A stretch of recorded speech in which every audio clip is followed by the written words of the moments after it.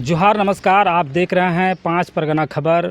मैं अभी हूं खूंटी लोकसभा क्षेत्र अंतर्गत और एक ऐसे नेता से मैं आपको रूबरू कराने जा रहा हूं जो झारखंड पार्टी के महासचिव हैं। चूँकि लोकसभा चुनाव 2024 का शंखनाद हो चुका है और नामांकन की प्रक्रिया जो है खूंटी लोकसभा क्षेत्र में जारी है। चौथे चरण में यहाँ पर 13 मई को जो है मतदाता लोकतंत्र के पर्व को मनाएंगे और अपना वोट जो है देंगे। तो हमारे साथ बात करने के लिए झारखंड पार्टी के महासचिव अशोक भगत जी, उनसे सीधे जुड़ते हैं। पहला सवाल अशोक जी, भाई जोहार। कि खूंटी लोकसभा क्षेत्र अंतर्गत आपकी पार्टी चुनाव लड़ रही है। सबसे पहले आप ये बताइए कि झारखंड में जो 14 लोकसभा सीट है, कहाँ कहाँ पर आपकी पार्टी जो है चुनाव लड़ रही है और कितने दमखम के साथ जो है मैदान में उतर रही है। देखिए, झारखंड पार्टी इस राज्य का बुनियादी संगठन है। हम लोगों ने झारखंड राज्य बनाया है, तो जो लड़ता है भिड़ता है उसको दर्द पता होता है। यहाँ जितने भी राष्ट्रीय दल के लोग हैं, चाहे वो भारतीय जनता पार्टी के लोग हैं या कांग्रेस के लोग हैं, सिर्फ धर्म और जात की राजनीति करते हैं। इनको जनता से कुछ लेना देना नहीं है। झारखंड पार्टी सभी जाति धर्म के लोगों के साथ चुनाव लड़ रही है। कितने सीटों पर लड़ रही है? आज हम लोग पूरे झारखंड में 6 सीटों पर चुनाव लड़ रहे हैं और 2 सीट पर हम लोग निर्दलीय उम्मीदवार का समर्थन कर रहे हैं। चमरा लिंडा जी लोहरदगा से नामांकन कर रहे हैं, हम लोग उनका समर्थन कर रहे हैं। लोबिन हेम्ब्रोम जी राजमहल से चुनाव लड़ रहे हैं, उनका हम लोग समर्थन कर रहे हैं। हजारीबाग, चतरा, खूंटी और चाईबासा, ये चारों लोकसभा सीट में हम लोग सशक्त ढंग से झारखंड पार्टी की लड़ाई लड़ रहे हैं। सवाल ये है कि जहां केंद्रीय चुनाव हो रहा है, आम चुनाव में जहां भारतीय जनता पार्टी और कांग्रेस जो दोनों गठबंधन का नेतृत्व कर रही है, आप कितना मजबूत हैं जो झारखंड में जो आप 6 सीटों पर चुनाव लड़ रहे हैं? देखिए, झारखंड पार्टी इस राज्य का बुनियादी संगठन है। आपको पता होना चाहिए कि 1952 से लेकर 1967 तक हमारे 32 एमएलए और 8-8 सांसद हुआ करते थे। 2014 के चुनाव में हम लोगों ने यहाँ खूंटी लोकसभा सीट में हमारे केंद्रीय अध्यक्ष नौसेक्का लड़े थे। हम लोग वहाँ भाजपा को पानी पिला दिए थे, जीते थे। थोड़ा बड़ा वोट से हार गए थे, लेकिन आप राष्ट्रीय पार्टियों के बारे में ये नहीं कह सकते हैं कि वो बहुत बड़े पार्टी और हम बहुत छोटे पार्टी हैं। झारखंड पार्टी यहाँ का बुनियादी संगठन है और हम लोगों ने इस राज्य को बनाया है, तो जनता इस बात को बहुत बेहतर समझती है। कहाँ कहाँ पर मजबूत दावेदारी है?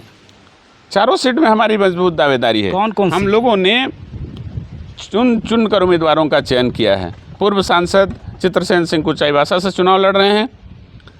खूंटी से हमारी महिला उम्मीदवार हैं। आप जानते हैं, आधी आबादी को प्रतिनिधित्व मिलनी चाहिए, यहाँ के अल्पसंख्यक को प्रतिनिधित्व मिलनी चाहिए। कांग्रेस जैसा दल पूरे झारखंड में अल्पसंख्यक समुदाय के लोगों को अपना बंधुआ मजदूर समझती है। एक भी जनप्रतिनिधित्व नहीं दिया है, एक भी आदमी को राजनीतिक अधिकार नहीं दिया है। झारखंड पार्टी ने एक अल्पसंख्यक महिला जो जन सामान्य के बीच में रहती है, जो हॉकी खेल को बढ़ाने के लिए काम करती है, वैसी महिलाओं को हम लोगों ने उम्मीदवार बनाया है। सवाल ये है कि जो खूंटी लोकसभा क्षेत्र में जो आप अपनी दावेदारी को मजबूत मानते हैं, एक तरफ केंद्रीय मंत्री है, एक तरफ कालीचरण मुंडा है, दोनों जो है अपने आप को बहुत मजबूत मानते हैं, इसके बीच में आप महिला उम्मीदवार को दिए हैं, क्या कारण है और कितना मजबूत मानते हैं? देखिए, खूंटी लोकसभा क्षेत्र महिला बहुल क्षेत्र है। खूंटी लोकसभा क्षेत्र अल्पसंख्यक बहुल क्षेत्र है। खूंटी लोकसभा क्षेत्र एक बहुत ही मर्मज्ञ और जानकार क्षेत्र है। आपको पता होना चाहिए कि इस क्षेत्र से 8 बार झारखंड पार्टी के लोग सांसद बन चुके हैं। तो खूंटी में सिमडेगा से लेके खरसवां तक झारखंड पार्टी का संगठन है और हम लोग यहाँ कितने बार भाजपा को हरा चुके हैं, इसलिए झारखंड पार्टी बहुत सशक्त है। अर्जुन मुंडा जी अपने काम के बदौलत ना वोट मांगेंगे, कालीचरण मुंडा जी अपने काम के बदौलत ना वोट मांगेंगे। आप किसके बदौलत वोट मांगिएगा? हम अपने संगठन के बदौलत वोट मांगते हैं। हम जिसके लिए संघर्ष करते हैं, जल जंगल जमीन के लिए हम लोग वोट मांगेंगे। यहाँ के युवाओं के रोजगार के लिए वोट मांगेंगे। यहाँ के जल जंगल जमीन की सुरक्षा के लिए वोट मांगेंगे। यहाँ की जो जातीय व्यवस्था है उसके भलाई के लिए वोट मांगेंगे। हम इस क्षेत्र के किसानों के लिए वोट मांगेंगे। हम इस क्षेत्र के युवाओं के लिए वोट मांगेंगे। आप एक छोटी सी बात को लेकर चलिए, आज केंद्रीय मंत्री 2 बड़े विभाग का मंत्री है, आदिवासी कल्याण का मंत्री है, कृषि का मंत्री है, खरसवां से लेकर सिमडेगा तक एक काम बताएं जिसके आधार पर उनको वोट देना चाहिए। जनता देखती है ना। आप किस आधार पर जनता के समक्ष जाइएगा और आपके मुद्दे क्या हैं और किस आधार पर आप जनता से वोट मांगिएगा? मैंने तो कहा आपको, कृषि प्रधान क्षेत्र है, यहाँ पर पेयजल की व्यवस्था नहीं है भाई। आम आदमी को मौलिक अधिकार है, पीने का बढ़िया पानी चाहिए, रहने के लिए बढ़िया घर चाहिए और जीवन यापन के लिए रोजगार का साधन चाहिए। आज चाहे वो भारतीय जनता पार्टी हो या कांग्रेस पार्टी हो, आप बताइए उनके घोषणा पत्र में रोजगार कहाँ है? सारे युवा आज रोड में घूम रहे हैं, इनके पास घोषणा पत्र में रोजगार नहीं है। आज जातीय लोग चारों तरफ से लड़ाई लड़ रहे हैं कि अनुसूचित जनजाति की बात हो या और सारे लोगों की बात हो, पिछड़ी जाति का आरक्षण का बात हो, किसके पास समय है? आप देखिए कांग्रेस पार्टी का घोषणा पत्र, सबको क्या है, 5 किलो चावल देना है, किसी को 10 किलो चावल देना है, बस।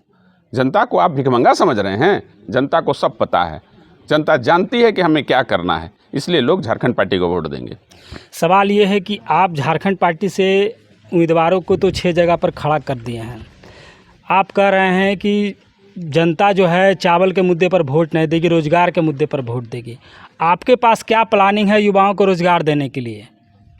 देखिए, सबसे पहले झारखंड पार्टी यहाँ के युवाओं की सोच को लेकर चलती है। हम बिना अपने जंगल को बचाकर, अपने जल को बचाकर, अपने ज़मीन को बचाकर रोजगार के साधन देंगे। आप जानते हैं आज के दिनों में कृषि प्रधान क्षेत्र है, यदि आप सिंचाई की व्यवस्था कर दें तो सारे किसान खुशहाल हो जाएंगे। आप पंच परगना क्षेत्र से आते हैं, पंच परगना क्षेत्र के सारे लोग किसान हैं, कृषक हैं, उनकी पानी की व्यवस्था किसी ने क्यों नहीं की? आज कृषि मंत्री हैं, उनके लिए पानी की व्यवस्था उन्होंने क्यों नहीं की? जवाब तो जनता लेगी उनसे। हम तो मांग रहे हैं जवाब, जनता मांगेगी जवाब। और निश्चित तौर पर जब झारखंड पार्टी आएगी तो हम इन मौलिक चीज़ों को गंभीरता से लेंगे। आज आप दोनों पार्टियों के बीच जो है लड़ रहे हैं, अगर मान लिया जाए आपके 2-3 सांसद जीत जाते हैं तो किधर जाइएगा? इंडिया में जाइएगा कि एनडीए में जाइएगा? देखिए, झारखंड पार्टी लोकतांत्रिक पार्टी है, झारखंड पार्टी धर्मनिरपेक्ष पार्टी है। किनको धर्मनिरपेक्ष मानते हैं? पहली प्राथमिकता तो हमारी निश्चित तौर पर महागठबंधन है, लेकिन यहाँ के उम्मीदवार सही नहीं है, ये हम कह रहे हैं। झारखंड पार्टी की सोच हमेशा से धर्मनिरपेक्ष दल की ओर होगी, सेकुलरिज्म की ओर होगी। भारतीय जनता पार्टी के बारे में तो हम सोच भी नहीं सकते हैं। निश्चित तौर पर हमारी सोच महागठबंधन के साथ है, लेकिन उन्होंने यहाँ कैंडिडेट का चयन गलत किया है। ये अल्पसंख्यक बहुल क्षेत्र है। 1952 से लेकर अभी तक या तो भाजपा जीती है या अल्पसंख्यक समुदाय के लोग जीते हैं। झारखंड पार्टी से भी जितने लोग जीते हैं सब ईसाई समाज से जीते हैं। तो आप उनको प्रतिनिधित्व दीजिएगा, उनका जितना जनसंख्या है उतना उसको भागीदारी दीजिएगा। ये लोकतंत्र है, आप ज़बरदस्ती किसी को बंधुआ मजदूर नहीं बना सकते हैं। आज यहाँ के मुस्लिम समुदाय के लोग, ईसाई समुदाय के लोगों को कांग्रेस पार्टी ने बंधुआ मजदूर बनाए हुए है। आज पूरे झारखंड में एक भी मुस्लिम समुदाय से जनप्रतिनिधित्व देने का काम नहीं किया है, उनके राजनीतिक अधिकार का हनन किया गया है। उसी तरह खूंटी एक ऐसा क्षेत्र है जहाँ अल्पसंख्यक समुदाय का वर्चस्व है, बहुमत है। उनको निश्चित तौर पर कांग्रेस पार्टी को टिकट देना चाहिए था, लेकिन ये लोग उनका भी अधिकार का हनन कर रहे हैं, उनके भी राजनीतिक अधिकार का हनन कर रहे हैं। इसलिए जनता इसका सबक उनको निश्चित तौर पर सिखाएगी। झारखंड में जो मुद्दे हैं, क्या मुद्दे हैं, और आपकी जो पार्टी है किन मुद्दों को लेकर के चुनाव लड़ रही है, और क्या क्या ऐसे मुद्दे हैं जिनको लगता है कि अब तक जो है भाजपा और कांग्रेस हल नहीं कर पाई है? देखिए, कुछ ऐसे ज्वलंत मुद्दे हैं इस खूंटी लोकसभा क्षेत्र में जो पिछले सरकार ने अपने घोषणा पत्र में जारी किया था। देखिए, कोलेबिरा विधानसभा में कोलेबिरा को अनुमंडल बनाने की घोषणा माननीय मुख्यमंत्री हेमंत सोरेन ने किया था। 4.5 वर्ष बीत गए, वो खुद भी जेल चले गए, लेकिन अनुमंडल नहीं बना। तो इस तरह का फर्जी और खोखला बयानबाजी नहीं करना चाहिए, घोषणाएं नहीं करनी चाहिए। दूसरा महत्वपूर्ण बिंदु है भाषा का आंदोलन। आज तक मुंडा भाषा और हो भाषा की पढ़ाई विद्यालयों में नहीं हो रही है। किसी भी हालत में मुंडा भाषा, हो भाषा, पंचपरगनिया भाषा, कुरमाली भाषा, इन सब भाषाओं की पढ़ाई विद्यालय स्तर पर होनी चाहिए ताकि हमारे बच्चे अपनी संस्कृति से रूबरू हों। तीसरा महत्वपूर्ण बिंदु है रोजगार, जिसको मैंने अभी आपको बताया था कि किसी भी पार्टी, चाहे वो इंडिया गठबंधन हो या एनडीए गठबंधन हो, अपने घोषणा पत्र में रोजगार की बातों को नहीं लाया है। ये यहाँ के युवाओं के साथ ठगी हो रहा है, उनके साथ छल हो रहा है। आज आप देखिए महिलाओं का खूंटी क्षेत्र में 50,000 महिला मंडल है। इन महिला मंडल को आज तक जैसे एलपीएस चाहे जितना भी सरकार की योजनाएं हैं उसके माध्यम से प्रशिक्षण तो दे दिया गया, लेकिन उनको काम करने के लिए कहीं से भी फंडिंग की व्यवस्था नहीं हो रही है। उनके खाते में 1 रुपया नहीं आया है। आज महिलाओं को सिलेंडर दे दिया गया है, उनको भरने के लिए उनके पास पैसा नहीं है। सारे सिलेंडर सामान रखने का चीज़ बनकर रह गए हैं। ये महत्वपूर्ण विषय है। भारतीय जनता पार्टी के बारे में आप बोलिए, गौ को हम लोग माँ मानते हैं, उन लोग इसको अपना दुकान बनाए हुए हैं। आज उनके चंदा की सूची जो उन लोगों के द्वारा जारी की गई है उसमें बीफ बेचने वाले व्यापारी से उन्होंने चंदा लिया है। ये दोगलापन की नीति नहीं चलेगी। जनता इन सब चीज़ों को जानती है। आप देखिए, सिमडेगा से लेकर सरायकेला खरसवां तक बार बार मंत्री रहे, कड़िया मुंडा जी मंत्री रहे, अर्जुन मुंडा जी मंत्री रहे, सारे लोग यहाँ काम करते हैं, सरकार यहाँ पर है। एक भी इंजीनियरिंग कॉलेज नहीं है, एक भी मेडिकल कॉलेज नहीं है, एक भी कोई ऐसा संस्थान नहीं है जिस पर बच्चों का भविष्य बने, जिस पर रोजगार का व्यवस्था हो, जिस पर यहाँ के लोगों का भला होना चाहिए। ये सब नहीं कर रहे हैं ये लोग। इसके साथ ही आप देखिए,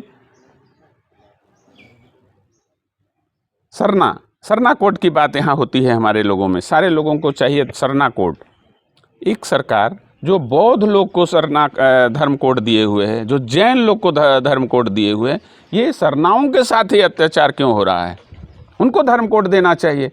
इससे किसी का बुरा तो नहीं हो सकता है। हमें अपनी पहचान चाहिए। झारखंड के लोग अपना पहचान चाहते हैं, तो उनको उनका हक मिलना चाहिए। ये सारे बिंदुओं को लेकर हम लोग जनता के पास जाएंगे। निश्चित तौर पर जनता इसमें हमारे साथ होगी।